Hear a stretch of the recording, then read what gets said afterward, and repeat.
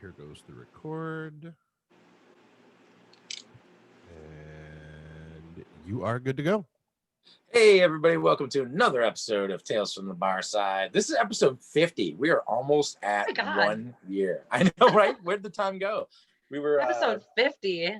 Yeah, we really are. We've missed 2 episodes. We missed 2 episodes. This would have been our 1-year anniversary, but we missed 2 episodes. So technically, I don't know. We're going to figure it out. We're going to do something special.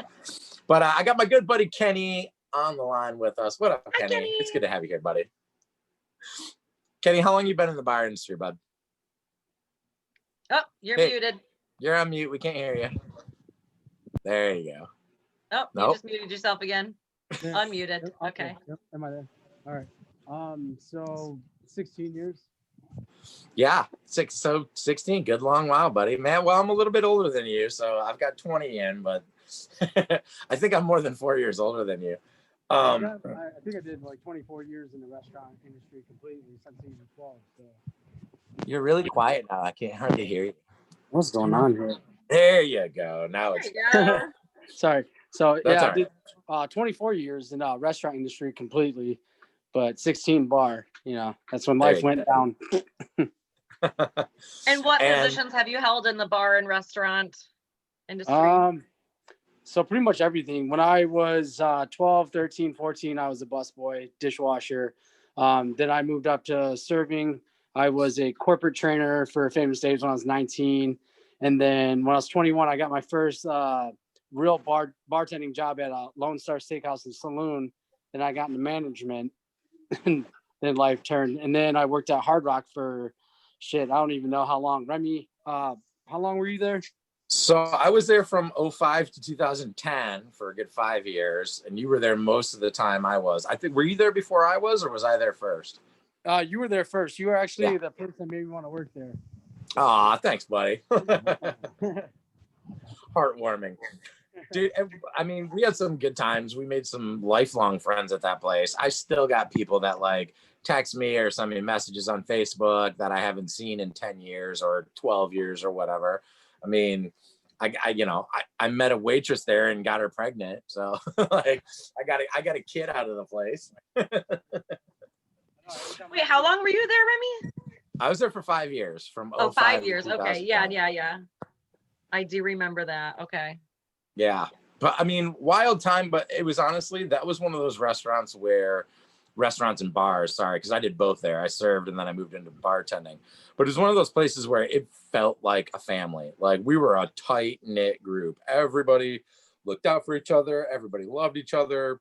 Nobody, like, there was times when nobody would leave until everybody left. You know what I mean? Like we would close that bitch down top to bottom so that when people opened up the next morning, it was pristine and like nobody skated out early. Everybody just hung around and stuff. And then we go to the bar and get drunk.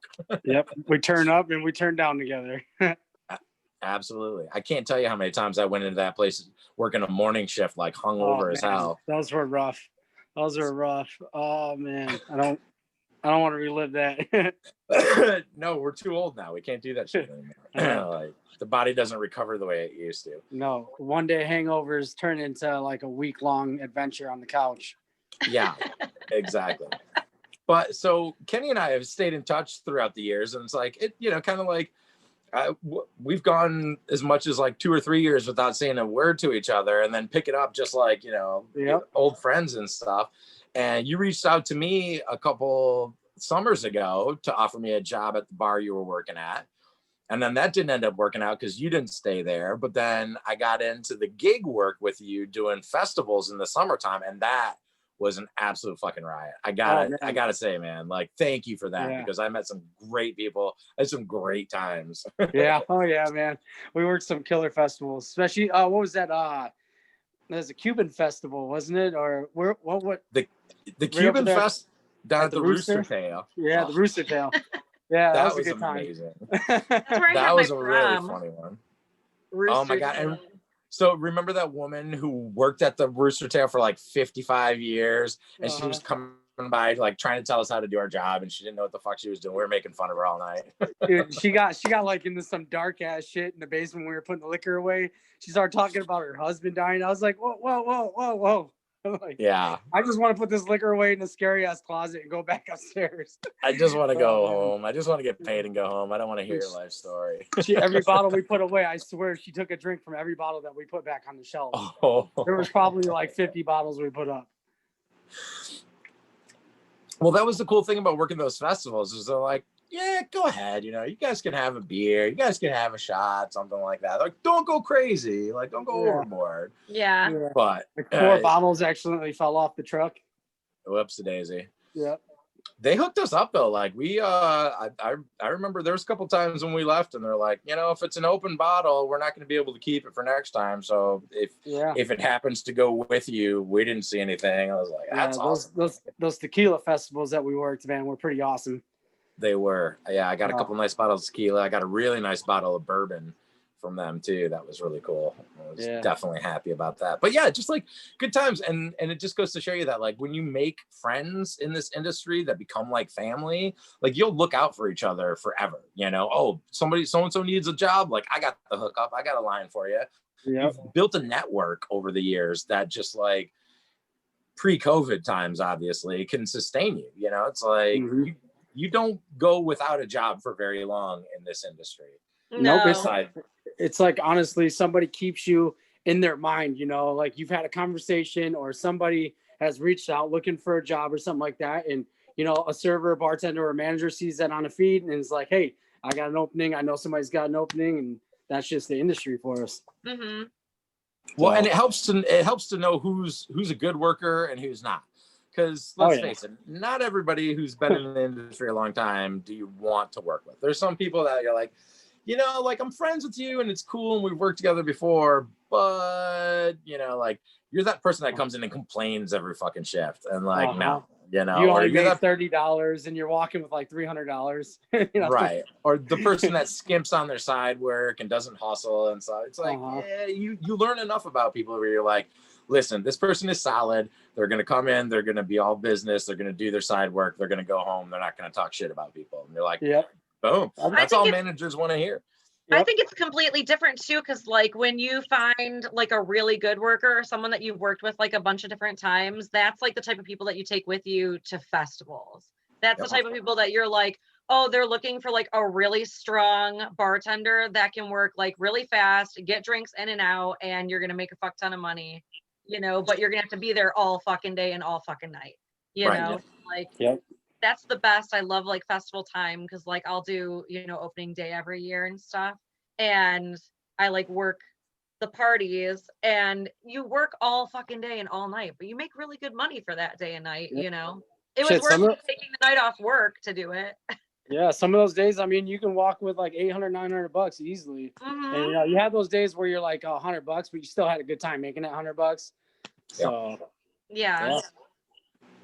That's and the you're way like listening to good music. Like when you do festivals and stuff, you're listening to good music. They're super relaxed about like you having a couple of drinks. Like you can have fun too, but you just can't be like blackout behind the bar. Exactly. I've had a moment like that before. A couple of them. Oh, there's a fine line. There's definitely a fine line. Oh yeah. I remember a couple of those festivals when I was like, I better slow my ass down before I don't get invited back to any more of these festivals. You know? Yeah, that's why I'm glad that I slowed my drinking down before I worked those festivals, because you and me together, man, we probably would have walked off somewhere and never came back. You know? Never come back.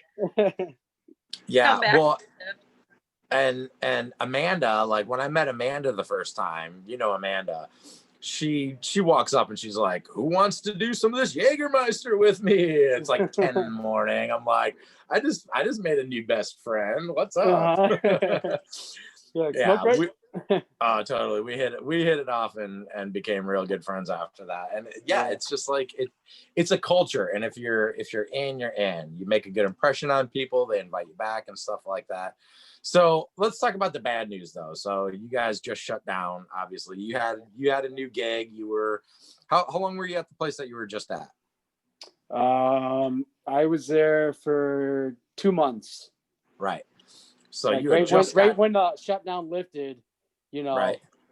Well, kind of lifted if you want to call it that, and then to this shutdown. So Yeah, 2 months. That sucks, man. I feel for you. Are you guys doing carry out or anything, or just completely shut Nothing. down? They said the last time that they did the carry out only during the shutdown, they said it hurt their business. So, you know, it's cool. You know, they pay me good. They're a good company to work for. They don't fucking try to micromanage you. Love it. You know, I get nothing but compliments from them, and they want to take me along for, you know, their business trip, you know, so. Nice. Yeah, but, you know, who knows when this thing's going to be over and what the hell's going to go on when this thing is over, if you want to call it over.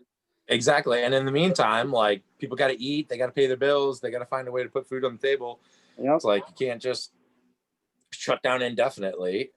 Oh, dude, I'm a fucking traveling mechanic now that the shutdown happened. You know, it's not summertime, so I have shit going on, but working on cars in the cold. So yeah, that doesn't sound like fun. No, I'd rather be in a nice, toasty, warm restaurant listening to Karens. Yeah. Is this medium well? I ordered this steak medium well. Well, there's your first problem. Yeah. That's terrible. Yeah. I always like work in nightclubs and stuff. Remy knows that. It's like I work in nightclubs, so it's like I don't deal with the whole food aspect. I've worked in a couple of places where I've had to serve, and I just don't make it like nearly as long. I'm like, no, I just want to like give people drinks as quick as possible and then move away from them. Yep. Yeah. Because it's like, you know how you're new to the industry and you put up with people's bullshit and put a smile on your face. Now it's like 20 years into it, you say something to me, I'm gonna fucking come at you. Yeah. Like if you do it the wrong way, you know, it's like, I understand when somebody's having a bad day. I understand when somebody's got a legitimate problem, you know, they're like, this happened, it was wrong, it was fucked up, and I'm pissed off. And I'm real good at like smoothing those people over and getting them back on our side and being like, you know, listen, we're going to fix this problem. I'm going to make sure that doesn't happen again. We're going to take care of you. It's when the people complain about shit that like you have no control over anyways. And they're complaining just to complain, that it's like, you know what? WAP came on the karaoke jukebox, you know, and, you know, they're mad at that.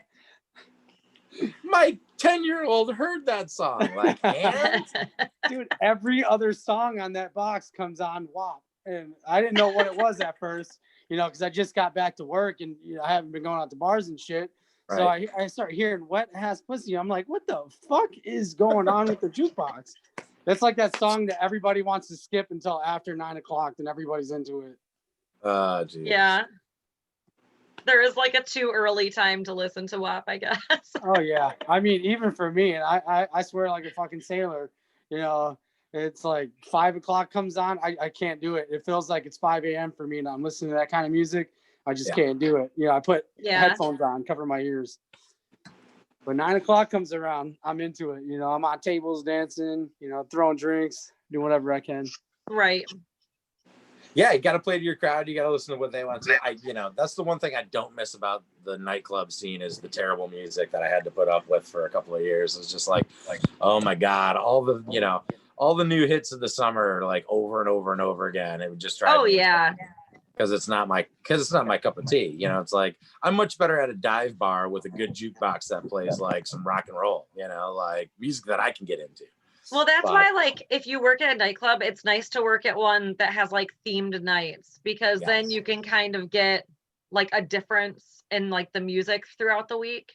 But I won't do anything that I'm like, I absolutely have to like dress up for or anything like that. It's like, you know, do like a goth night and a fucking, you know, disco night and like whatever, that's fine. But the one I hate is the DJ that comes in every weekend and they play a playlist and it's the same playlist over and over. It's like, dude, you're not a DJ. You're not playing to the crowd. You made a list of songs and you fucking plugged it in. You fucking hit one button on a computer and that's it. I'm like, you're going to play the same fucking list every single weekend. Like, get the fuck out of here. Go learn a craft. Seriously. Like, that's just, that's like half-assing it. I think you're muted again or something, but I can't hear you. I just can't hear him. Oh, there you go. All right. Am I back yet? Yeah. Yeah. Sorry. My cell phone sucks. You know that the AC/DC song shook me all night long. The DJ just pressed play on the jukebox thing. Dude, that's like one song I dread. Every time I hear that when I'm out, I just like, I want to get my beer and just go hide in the corner somewhere because somebody's gonna dump a Jaeger down my back or something. Well, I used to live above Coach's Corner downtown, and this is the old Coach's Corner when it was in Harmony Park. So they had apartments up above, and I was on the 3rd floor. And so like every Friday and Saturday night, if I was home, I could hear whatever the DJ was playing. I could hear all the people screaming. And so the ones that get me were when they play Sweet Caroline, bump, bump, bump, drive me absolutely. Like, I don't ever want to hear that song again as long as I live. I hate that song now. I don't want to hear fucking "Don't Stop Believing" by Journey. Don't Stop Believing is mine for sure. I hate that. I don't want to hear fucking "Living on a Prayer" ever fucking again. No. And I absolutely like it could be wiped off the face of the earth forever and ever. If I never hear "Ice Ice Baby" again, I'll be just fucking fine. That song sucked 25 years ago when it came out, and it still fucking sucks today. Yeah. Play Nickelback over any of that shit, you know? Right, exactly. I can't do it. I can't. Oh my God. There's those songs, you know, and then the DJ turns the volume down so that the crowd can scream like ba ba ba for Sweet Caroline or South Detroit. Like, oh my God, you're so cool. Where'd you ever learn that trick from? Sorry, I guess tonight is capping on DJ's night. Oh man. They're just doing what the crowd wants. I get it. They're just doing their job. But it's like, seriously, at least change up your playlists from week to week, please. Yeah, I mean, it's not all DJs, but there's like a lot of them in like nightclub settings that do it. They just kind of like go with like, here's my set songs for the night, and they're always going to go in this sequence. Yeah. You might like move 1 or 2 things around, but it's like, no. Yeah. Go ahead. Sorry.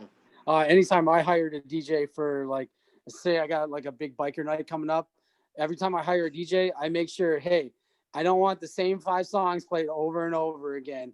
Make some shit up. Like, just go with it. Feel the crowd and do what you got to do, man. I don't care if you're playing from a laptop. Just do something different, you know? Yeah. But, I mean, like, everybody plays from a laptop nowadays because that's how you store all your music. Nobody's going to crate around like a whole bunch of records with them and shit like that. Nobody's going to bring CDs with them. I get that. Yeah. But like, I don't know. I hosted trivia for 7 years, right? And part of trivia was to pick songs to play in between the questions so that people would have like a timer to answer the questions, right? So it was kind of like a DJ. It's like I'm entertaining the crowd by being on the microphone and playing some music. And every single week, I would make a playlist for that week. You know what I mean? Until I had like 60 or 70 different playlists to choose from so that my guests were not hearing the same music every single week in, week out and stuff like that. Especially if they go there often enough that they would notice. The whole point is to get people to keep coming back week after week after week and build your audience. And you're expecting the same people to be there. I'm like, I'd be pissed if somebody came in and played the same songs every week. Like, that's not the point of this. So I just look at DJing as the same thing. It's like, dude, you work Friday and Saturday night. Like, you can't come up with 35, 40 different playlists. You're going from 9 until 2. Do you know what I mean? It's not that hard. Like, do you want just a weekend job, or do you want somebody to hear your banging music and hire you for other shit like weddings and stuff? That's how I look at it. It's like free promoting, you know, marketing yourself. You know, always got to do that. Well, and on that tip, so Captain 20, DJ Captain 20, I don't know if you guys know him. He's like pretty well known. He was at Fifth Avenue for a long time. Super nice guy, but like, he DJs out in Vegas. He DJs out in LA. Like, he flies around the country and gets gigs DJing. And it's like, he changes that shit up. He mixes it. He fucking like puts different things in. He doesn't just pick a playlist and hit play and then walk away. It's like, he gets the vibe of the crowd and then is like, boom, I got this banger from fucking 10 years ago to throw at him. And then I'm going to play this. And it's like, yeah, he plays all the new hits and shit like that, but he mixes it in such a way that it's like fresh and interesting. And as a consequence, most people, like, they hear that he's DJing, they come to that club. So he's bringing people in. You know, it's like, that's how to do it. Well, that's their job. That's the thing is like, venues should be paying their DJs.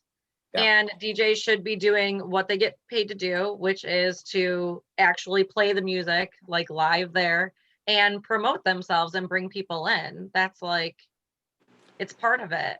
So, you know, They make a I good think that- living. I mean, Yeah, exactly. Like Any they're doing job a you craft, do. so they should get paid to be doing their craft. But then Yes. also they part of what they do is like basically guaranteeing like some people will come out at least to see me. yep. You know.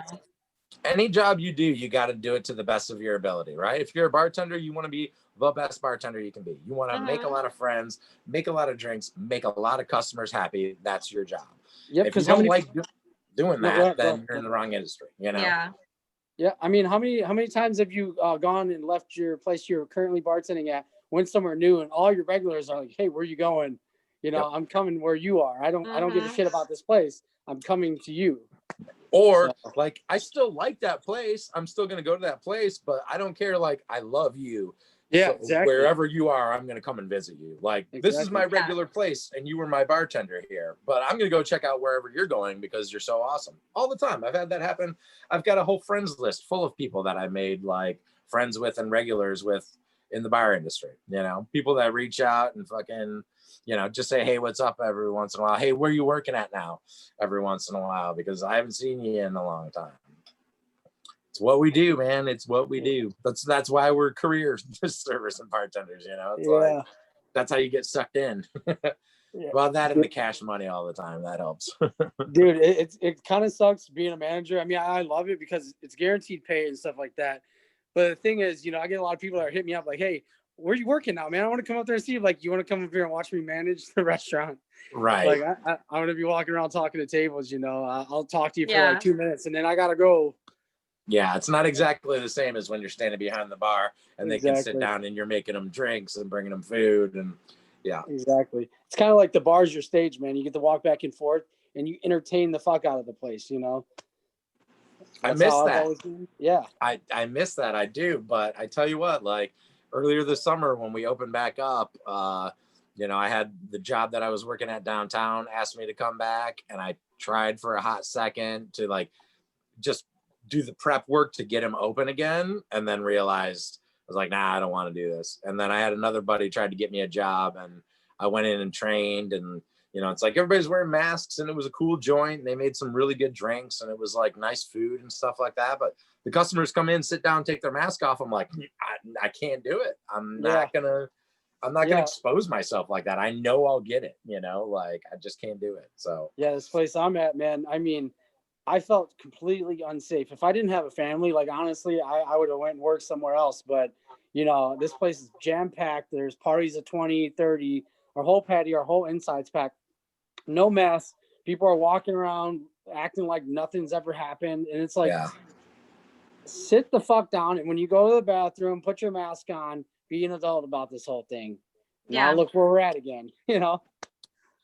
It's, you know, it's unfortunate, and I don't say this because you know, like I love all my server friends and bartender friends, and my heart breaks for everybody who's like, I know people with kids that they're like, how are we going to do Christmas? How are we going to do Thanksgiving? Like, how am I going to pay my bills and stuff?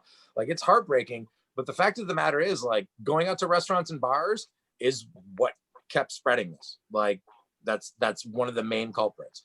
And it's nothing against the industry itself or the people that work in it. You know, I love you all, but like, you can't have people come into an inside place and take their masks off and expect that it's not going to spread like wildfire. That's exactly what happened.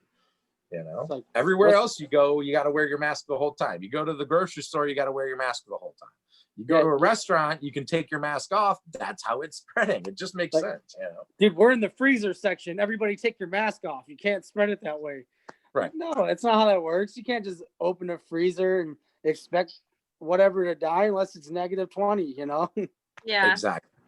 Exactly. And, you know, I'm no scientist, but I've been listening to the scientists, and I'm like, it seems like it's pretty obvious the way it spreads. If you're close contact with people indoors without a mask on, that's how it's spreading most of the time. So bars and restaurants and, you know, like that's how it's going. And while I wanted to go out and support my friends when they opened back up, I did it a couple times and I did not feel good about it. I was like, yeah, I love you guys. And I'm, you know, here's some money and what, I can't do this anymore. Like, it's not like it was back in the day. You can't just pretend that this thing is going to go away by itself because it's not.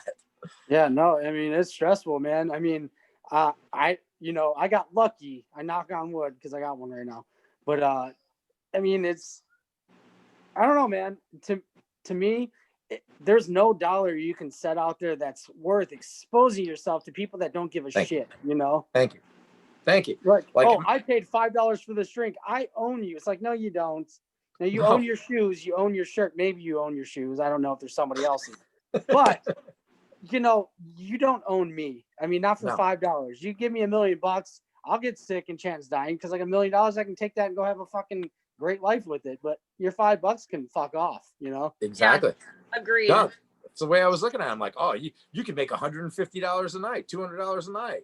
Fuck you. I'm going to die for $150. Exactly. I don't have insurance. If I get COVID, I'm not going to the hospital. I'm not going to get taken care of. They're not going to come up with some cocktail of wonder drugs for me. If I get real sick and fucking die, I'm going to fucking die alone in my room. It's going to suck.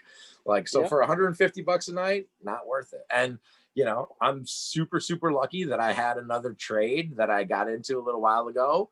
And I was able to fall back on that. You know, as a bartender and a server, I was always kind of picking up little side jobs here and there and figuring out, you know, good at different things. I do this, I do that. I bartend for a while. I get sick of it. I get fired. I'm like, fuck this place. And, you know, go off and do something else. But when the pandemic hit, I was like, well, you know, I got a job. I got a fucking job that's pretty safe. There's only a couple people working there and I don't have to be around the general public and I can go and make decent money. So like, I lucked out, but I know not everybody's that lucky. And my heart breaks for you folks. That's all I can say. I feel really bad.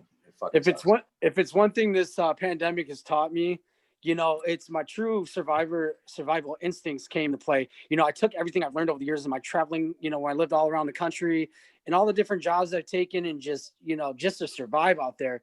Now I'm taking all those and I'm going to create my own business out of it, you know. I've been running people's businesses and, you know, handling finances and doing all this stuff for other people, making other people rich. It's time to do things for myself and my family, you know. You got the knowledge. I'm done with a fucking $2,000 paycheck, you know. I want to double that. And I'm not going to do that staying where I'm at, you know, 36 years old, time's flying by. Right. You know. It only goes faster and faster, my friend. Trust me. Yep. I got a decade ahead of you. And I'm like, where the fuck did the time go? The last I turned around, I was 29, you know, like just getting into the industry and shit for a couple of years. And yeah, now I wake up in my 40s and I'm like, what the fuck? You know, like, but yeah, you know, you know how to manage a restaurant, you know how the business end of it runs, you know how the ordering runs and stuff like that. So like when all this crazy shit is over, there's going to be a lot of places that close down, a lot of places trying to sell equipment, pennies on the dollar, trying to get out of the leases. So, you know, that's hopefully that something will break and fall into your lap to where you can run your own place, man.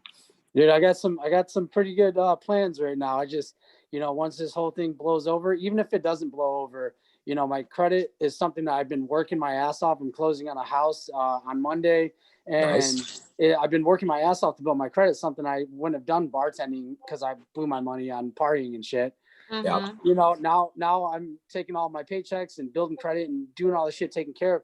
Now I can plan for a future. And I think that time is going to be, you know, as soon as we're allowed to get back to a somewhat of a normal life, if you call it that, you know, that's when it's my time to do something. It might be a while. I don't think anybody exactly knows how long it's going to be, but like sometime late 2021 or early 2022, I'm guessing. I'm thinking we'll start to see some normal ways of going out and stuff, spring, maybe early summer, but that's the very earliest. That's the very earliest I see anything even moving. Yeah, you know, there's no telling if it's going to take a vaccine or if it's just going to, you know, if people are finally if they're going to shut us down, like lock down again. I don't think they're going to try that again.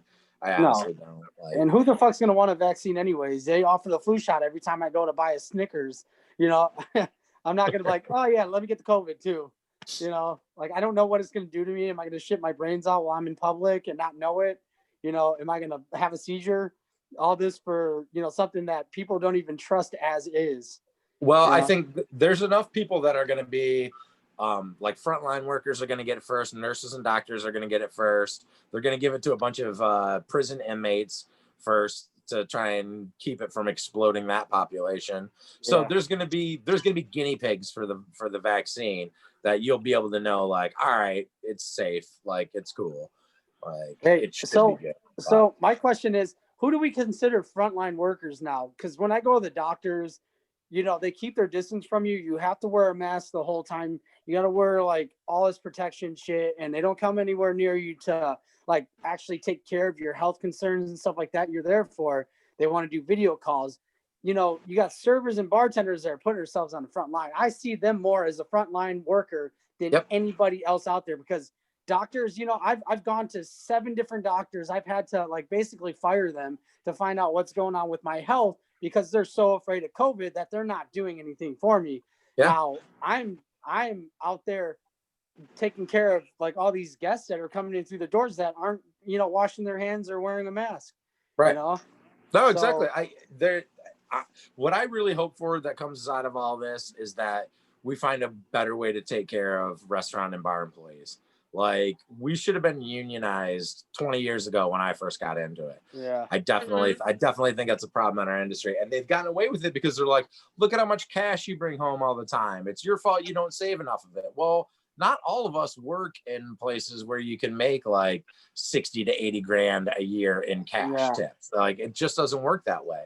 And, society in America has been taught to tip us very well. America is one of the only countries in the world where they like throw tips at you like amazingly. If you go to Europe, you don't get tipped like this. If you go to, South America, they don't tip like this and stuff like that. But then the restaurants themselves don't have to pay us and don't have to offer us health insurance and don't have to offer us anything. Like, honestly, there needs to be like a national kind of board that fixes that just makes it so that like you can still get a job easily, you can still work in this industry, but like, we're going to take care of you a little bit better. I think a union might be the way to go, or just like flat out bottom line legislature that says, look, you have to pay them this amount, and if you don't pay them this amount and you're going to make them rely on your tips, you have to pay for their health insurance, something. Yeah, because like, I mean, look at, how many years at Hard Rock Cafe when downtown Detroit was at its worst, and we'd work doubles and we'd be pulling maybe $70 on a double, and we worked how many hours that day? 14, 15 hours that day. They didn't make up for our lost wages. They didn't pay us minimum wage like they were supposed to do. They're supposed to do that stuff. But instead, they're like, they take your 2 weeks average, and if you made minimum wage, which is what it equals to that entire time you worked, it's like, basically I made $9 an hour to make you 50 grand, Yeah. It's insane. Yeah, there were some bad times at Hard Rock, and what's crazy is like when it first opened up, it was booming. People were making money hand over fist. Stanley Cup finals and shit. About the time that I came in, it was slowing down for our regular business, that like the newness and the shininess of it had worn off. But then you had like events would still draw big crowds, and I was there for the Super Bowl. The Super Bowl week, I made great money. That was pretty awesome. But still, it's like there's always something. And Detroit specifically is one of those cities to where it's like it's a very weird event-driven downtown. Like, nobody was hanging out there for many years, and people would go to the suburbs. It's also a super saturated market. There's a million different places to go. You can go to Ferndale, you can go to Rochester, you can go to Ann Arbor. Like, there's good restaurants and bars all over Metro Detroit. So there's so many choices for people. So it's like, you go to Chicago, or like I got a friend who's from DC or LA or New York, and it's like, it doesn't matter where you work, you're making bank. Like, you're killing it. You're making tons of money, and you can afford to pay for your own health insurance and buy a house and a car and all that kind of stuff. Detroit's weird, man. It's like, it's so kind of flavor of the month, and like hot and cold. Like, you got to get in at a place when it first opens up and it's the popping new thing, and then leave 6 months later because it's going to be dead, and you got to go find the next place and shit. That's how to do it in Detroit. And I never figured that out. and correct me if I'm wrong, as a bartender and a server, it's a lonely person, or it used to be a lonely person's world. Like, you're just trying to get by in life. You went through a bunch of shit growing up, and you're just out there making new friends, you're partying. You're not really thinking about a future. You're not thinking about saving your money in a bank. you're living in the now. So like whatever you have in your pocket, you're blowing right now. And, you know, at times have changed. Now I see like there's married couples out there providing for their children while going to college and paying for their college. You have your Brad and Amy's out there that are just working their way through college and saving everything in a 401k. And then you have your Kenny, Remy, and we're just, you know, living in the moment like, hey, what are we going to do tonight? What is going on tonight? I can't tell you how many times I would, you know, get done working a long shift and have like $180 in my pocket and then go spend 100 of it at the bar, you know, like, or wake up like, my friends. Rent. I just dipped into my rent money.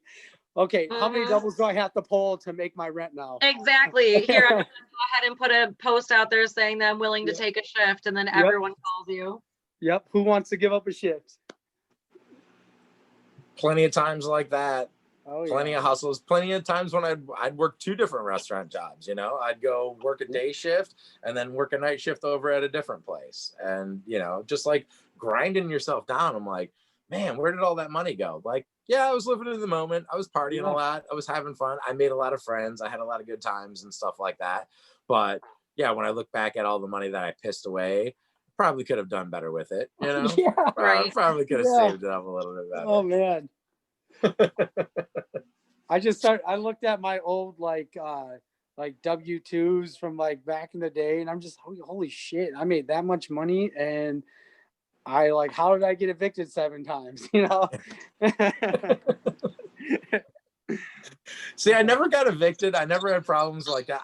I would always make just enough to get by. You know what I mean? Like I might pay my rent a little bit late, but I'd pay it and stuff. You know, like there was a couple times when like and going without food was no problem because you work at a restaurant. You can always you're always going to be able to eat. Like cooks are always going to make you something. Yeah. Yep. And like, especially if you're the bartender, like bartenders don't pay for their food. No, hell no. You can, the servers pay 50%, but the bartenders don't pay shit. Like, right. Don't give me that trash. Yeah. So no, eating was never a problem. I never went hungry, but it was like, you know, phone really close to getting shut off, you know, car payment really close to getting repossessed. It never quite happened. But it was like, you know, I'd be living on that, you'd live on that edge. And then you have a great week, you know, where you make like $1,000, you know, $1,200. Catch everything up. Oh, this is awesome. Yeah. But then you're catching up on all your old shit and feeling like, man, I worked my ass off. I'm going to go out and splurge a little bit. Yeah. And rent's due, your next rent's due 2 days later. Yeah. You finally paid off last month. Right. That's yeah. how it goes, I've been man. there. You catch up on all that stuff. You think you're caught up, and then reality sets in. You're like, oh my God, it's the first time. Yeah. The reality is that being caught up means like being ahead of your bills. You know, that's what the real catch up is. And if there's any youngsters out there that are still in the industry, if you're still at a bar that's open or working at a speakeasy or something, like save some of your money. All right. Do yourself a favor. Like, get yourself ahead 3 months on rent if you can before you go out and piss all that money away. Have that little nest egg saved up. Have a bank account, for God's sake. I met so many like bus boys and servers that like didn't even have bank accounts back in the day. Really? Not even a bank account. Like, how do you fucking live without a bank account? You don't have anywhere to put your money? Like, well, you just get paid under the table and you just keep it in a fucking shoebox underneath your bed. I guess I've got the same bank account that I got when I was like 16 and I got my first summer job. I'm still at the same bank 40 years later, 30 years later. God, I can't even do math anymore. I'm getting so old. I have a bank account. Don't worry. I have one, but I know other people that are like, I just get paid under the table. And I'm like, okay, but aren't you ever afraid of someone coming and like taking your fucking money? Like, come on. Just have so much of it underneath your bed. Yeah. But then that's the thing is that they never really have so much of it because they're like, oh, I can just work tomorrow. Living hand to mouth. Yep. Living week to week, day to day, hand to mouth. I did that for the better part of 20 years in the service industry. Just like paying the bills as they come due. And sometimes I was a little bit better off and sometimes not. But like, I never had 10 grand in the bank. 10 grand? Are you kidding me? Never. No, hell no. Never. How the fuck am I going to get $10,000 saved up? And you talk to some people, they're like, 10,000 ain't shit. You had to have gone to a nice college and had like a secret society, you know, where you just sit there and just do stupid shit and get paid millions of dollars. I'm not wearing my skull ring tonight. Yeah, right. It's a good movie. Right. But no, and it seems like those are the people that you wait on, and you're like, what kind of life did you live? Like you went to college, you got a job, and now like you've got a house, you've got a nice car, you wear nice suits, you're dressed up and stuff like that. You can afford to go out on the weekends and party with your friends, and you just have a bunch of money sitting around like in the bank. You've got a 401k. Actually, I had a 401k for a little while. I was working at a moving company, and they set up a 401k for us. That was the last time I had a job where like I had insurance and I had a 401k and stuff like that. And I was a fucking mover making $10 an hour. That was balls work, dude. That shit sucked. Yeah, I hate moving. Everybody hates moving. And I used to do it twice a day for like 2.5 years. It was miserable. But again, it was like there was that little bit of, in 2.5 years, I saved up probably $1,500 in my 401k. It's gone now, but still the point. And like, if you do something like if you do a job like that for 20 years or any job that offers you a 401k, you can build it up and stuff. I guess there's some corporate restaurants out there that do it, but I'm never working in a corporate restaurant again. So fuck that. Yeah, man. And as many people say that they want to be mom and pops, they're never going to be corporate, but they base their entire like business scale on corporate business. And, they have like all these corporate titles, they got a controller, assistant controller, you got an operations, and it's like, dude, you are a corporation. But I mean, I really think that, these businesses, everybody that I know that owns a restaurant or a bar, they own multiple businesses. So they should be taking care of their staff. One, they should be, investing in a 401k, life insurance, some kind of health insurance, because working 80 to 90 hours a week, sometimes you beat yourself up and you get sick, you need to take care of something. You can't because you didn't make enough money to pay out of pocket for this shit. Yep. Tell me about it. I just don't get sick. That's my whole philosophy. Like, I'm just not going to get sick. You better knock on some wood. My mindset, Yeah. It's like that fucking, it's like the Office Space thing. It's like, I don't like my job. I don't think I'm going to go back. Like, what about your bills? I don't really like paying my bills either. I don't think I'm going to do that anymore. Like, I don't like having health insurance and paying for it. So I'm not going to get sick. That's how I'm going to live. Sure. Perfect. It's a solid plan. It's worked for me so far. So I don't think I've been sick in probably 5 or 6 years. Yeah, dude. Same. Well, I don't get colds. I don't get colds. I don't get under the weather. I might get a little sniffle here and there. I pop some vitamin C. I'm good to go. Like, boom. Yep. Get some emergency and a neti pot, and anything you had coming on is gone. That's true. Honestly, I love those neti pots.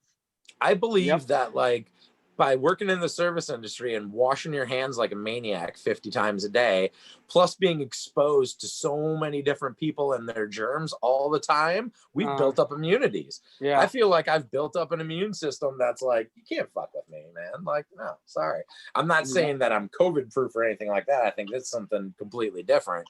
I'm just saying for like your common colds, I've never had the flu in my life.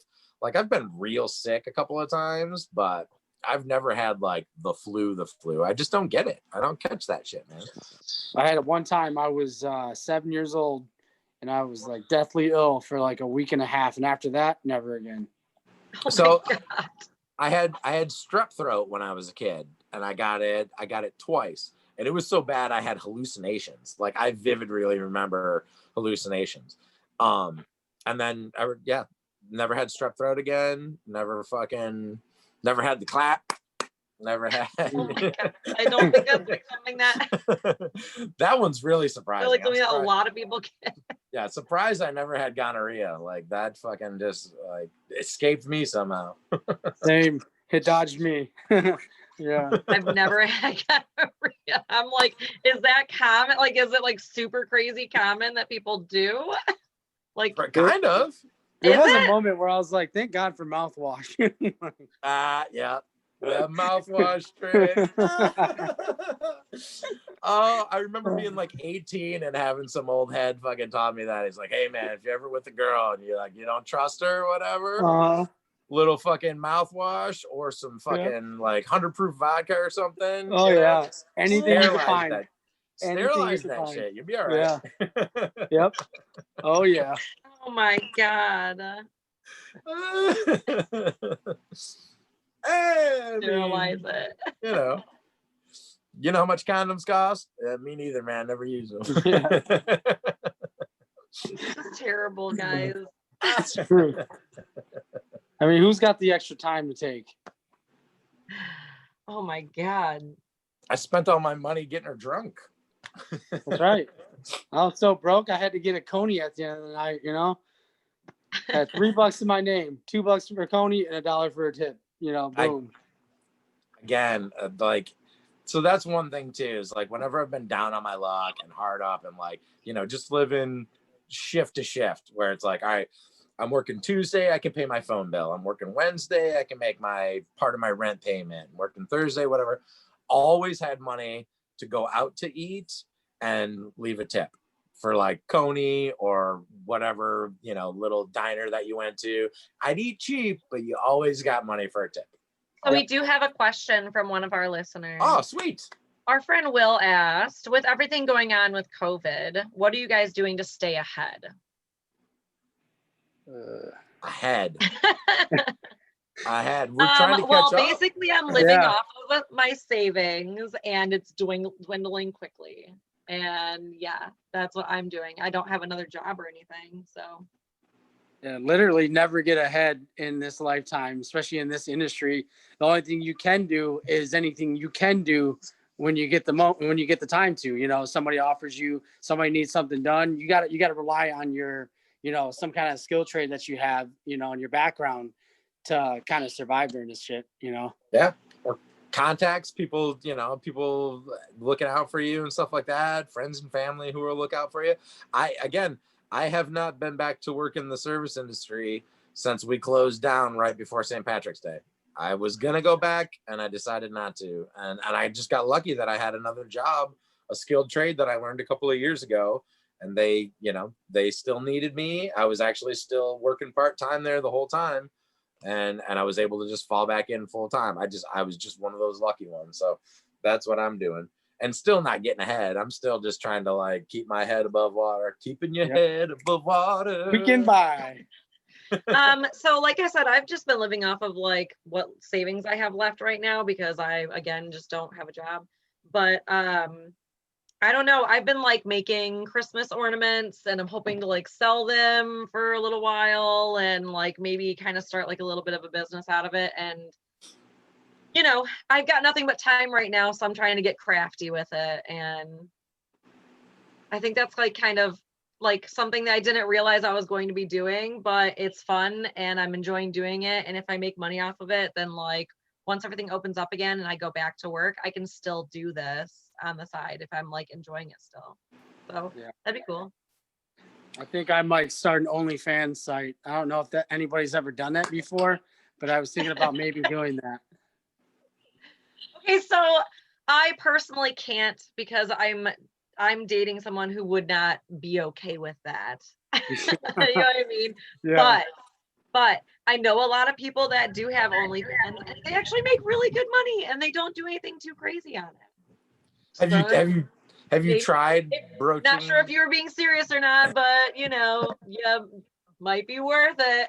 Have you tried bringing it up with your boothing recently? Like, babe, times are getting really tough. I'm really. He actually like is just kind of like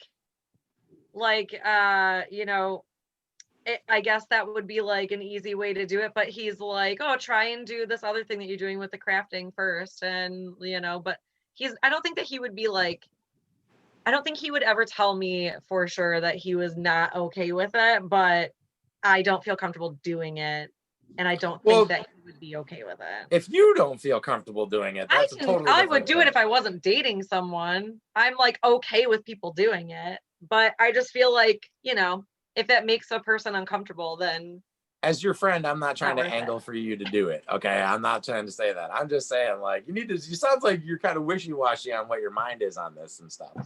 Oh no, I support people using OnlyFans. I But would you not don't personally wanna do it do yourself. OnlyFans. No, Exactly. not right See, now. if I had a girlfriend, I'd help her do the OnlyFans. Like, I'll take the pictures. Oh, I know I'll do people the that their videos. boyfriends Like, do. Yeah. absolutely. Like, if that's what you want to do, honey, like, I'm a photographer. I can, I really am. I'll do that shit for you. I don't know. That's just me. Like, I don't care who sees my girlfriend naked. I'll take the pictures for you. Yeah. Yeah, no, I don't exactly. know. I don't think that it would be something that we would like agree on me doing. I don't know. Well, fair It's enough. not like he's telling me what I can and cannot do, but it's just okay. I don't think it would make him comfortable. So Yes, I'm not. because your first statement did kind of make it seem a little bit like that. Like, my boyfriend wouldn't be cool about it. Well, I like, don't think really? that he would be cool with it. But I don't Right. think that he would be like, you cannot do it. I just don't think he would be okay with it. Like, feel Yeah, he wouldn't be like over the moon, like, oh yes, finally. Yeah, Like, exactly. that's what He's I've not always gonna be like, wanted you to can't wait do. for my girlfriend to do that. I can imagine if I was 23 years old and this pandemic would have hit, I would be probably passed out drunk on the floor and the video Yeah. will still be rolling. Yeah. Yeah. I No. definitely, like, if this pandemic would have hit 20 years ago, or even like 15 years ago, I might not have survived it. Like, I probably would not have, just because I was so wild and so just like don't give a fuck about anything at certain points in my life. Like, it's all just a raging party. Like, I would have been that idiot going out every weekend still, like, fuck it, let's just drink. It's the end of the world anyways, Yeah. So yeah, I'm definitely glad it hit when I was a little bit older and wiser, a little bit better at taking care of myself. Right. Yep. Now I feel a little bit better about stuff like this happening because I'm well-rounded now. I have both my feet on the ground. If this was 6 years ago, shit, even 5 years ago, I don't even know what the fuck I would have done. Like, to be honest, like, I don't know if this would have sent me spiraling down or if this, it lit a fire in me and I, did something to become a millionaire. I don't know. It seems like the people that are making tons of money because of the pandemic were already rich. Yeah. That's what it seems like to me. You're not finding too many like self-made millionaires that were like dirt poor 6 months ago that just like, like the .com boom and stuff like that. No, it's if people already had wealth, they're making massive amounts of more wealth because of the pandemic, which all right, I guess that's the way of the world. Like, I'm not crying about it too much, but it just seems like a little ridiculous that so many people in so many industries are struggling right now just to get their basic needs met because everything's been taken away from them, to where the billionaires that were already rich making even more money, it seems a little fucked up. Yeah, to me, pre-COVID the first time, I'm not going to name this brewery, but I was working for a brewery and they're a big time brewery. I was bartending and serving and managing a couple days a week. Right. And, they shut down. They gave us all like this count number to file for unemployment. They're all over the news talking about how they take care of all their employees and all this shit. And I got an $8 paycheck during that whole time. And I was like, like, you're sitting there bragging about your shit on the news. Now you're rolling the sanitizing business and, you're coasting off of your beer sales and your sanitizer. And now that sanitizer makes everybody smell like fucking garbage rum or shitty tequila, nobody wants to shit anymore. People are, I'll take my chance with death. I don't want to smell like that shit. I've never been a sanitizer fan anyways. I'll use it in a pinch, but I'd rather just soap and water. Like, you don't need sanitizer that much. You use soap and water and you're fine. That's going to kill all your bacteria for you. You're supposed to use sanitizer after washing your hands. That's supposed to kill the rest of the bacteria on your hands. No. If you wash your hands for 30 seconds with hot enough water and good soap, you're fine. Fuck that. Is that the happy birthday song? Is it 30 seconds? I thought it was 20 seconds. I don't know. I don't know either. Something like that. Yeah, 25, 30 seconds. When your hands have been washed enough. When your shit is good and clean and when it's like, I just did a whatever job. Yeah. I think it's actually 20 seconds though. Yeah, I think it's like 20 seconds and happy birthday, like really fast. It's fine as long as you're not finger banging the fruit tray, you know. Yeah. Oh man, that's awesome. You want some muddled oranges and cherries in there? You want a lime man. with that rum and coke? Or how want about none of it. like dirty people that go use the bathroom, they go take a leak and then they just rinse their hands off in the sink like that did it? Yeah, probably not. I can't. Oh, they're I just can't. like I call people out like that. I'll be in a busy bar or restaurant and somebody will not wash their hands. They'll go Right. out there and I'll like, hey, this guy did not wash his hands. Like I will point him out. Like Yep, I am that that's one right person. here. It's gross shit. Filthy mother. Well, I like when I go to a public place with a restaurant or something like that. I don't touch door handles. I don't when I'm Elbows, walking, feet, knees, anything but my No. hands. No, when I'm walking out the door, like I use my elbow to push the door open or my backside or something. Like if there's paper towel in the restroom after I'm done washing my hands real good, I keep paper towel in my hand to open the door and then throw it in the trash. And if you don't have your trash can right by the door, it's going on the floor. I don't give a fuck. Right. That's right. You. Put your trash can where it belongs by the door so I can use the paper towel to open the door and then throw it right there in the wastebasket. If And not, there's it's your this problem. that's the suggestion box right there. You know, we're not gonna answer So it. Now you got a trash can. You're welcome. Kenny, That this is hour so has funny. flown by, dude. Like this Yeah, has it been really a lot of has. fun. I'm really glad that you came on, brother. Thanks for being on Yeah. Tales from the Barside tonight. Yeah, thanks for coming on. Yeah, thanks for having me. Good times. Look for Lauren's OnlyFans. It's coming up soon. Or Kenny's. Kenny might be doing an OnlyFans too. Like you could do a mechanic one. You could do Ooh, like I could. Kenny, You know, Yeah, making wear that a white money. t-shirt, get it really greasy. Oh, yeah, yeah. all greasy Have and it like, Slick my kind hair of like back. just a little bit of your like peck is showing. Oh yeah. Maybe I'll There you show go, my buddy. collarbone or something. That's right. We're I'll coming wear up a with good V-neck. ideas. I'll wear a V-neck. Slightly bent Yeah. over a couch of some kind looking behind you. Yep. I'll have rips in my Levi's where it counts. There you go. Oh, there I you love go. it. Oh yeah. Look at us coming up with great ideas. That's right. Well, Okay, listen, guys, if- it's go been ahead. an amazing time. Email about some things you've seen at work in the bar industry or hanging out there or whatever the case might be. Send us an email. Tell us your stories. We might read them on the air. You can get to us at barsidetales@gmail.com. Or you can just send us a message on our Facebook page Send us a too. message on Facebook too. Okay, fine. That's Yeah, cool. let's do We that. love that. I'm okay Any with of those that. things are good. It's not that complicated, people. It's not. Yeah, Send for us a real. story. Send us a message. Hey, Get with send it. us a link to your OnlyFans. Maybe some of us that still have jobs will sign up. You got the goods. Yeah. Anyways, thank you all for being here. Kenny, thanks for coming on, buddy. We'll have you on again sometime. It was good to chat with you Yeah, guys. thanks. We'll see you next week. Hey, I know I missed most of it, but hey, cheers. Happy birthday, dude. Oh, Hey, thank you very much. Happy birthday, Remy. Happy birthday. birthday. How old am I again? I feel like I'm 21. Not a day Dude, past. no, you're the same age you were last year because this year doesn't count. We took a vote and. Oh wait, no. really? Yeah. No, Excellent. Oh my God. I'm not adding this year to my age because I didn't use it. So no. Can we just put an A at the end? Or like point Part 2. part 2? Yeah, like I get a redo on 45. Brilliant. Perfect. Awesome. All right, guys. We'll see you next week. I